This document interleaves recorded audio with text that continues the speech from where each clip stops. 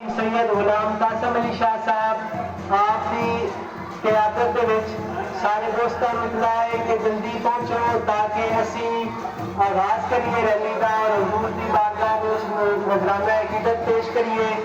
उस तो फिर फौरन बाद इंशाअल्लाह इशा की नमाज और फिर महफिल पाक का आगाज़ हो जासी।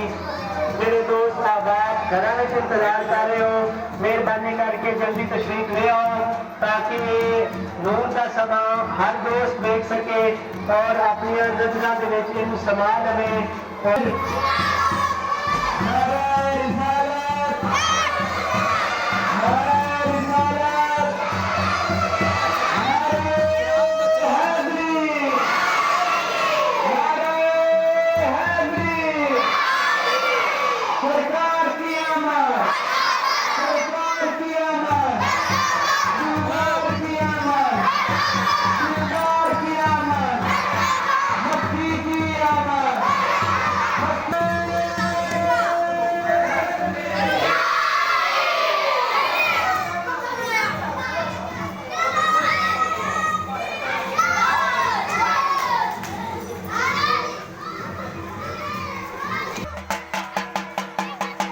कैम बजा के दी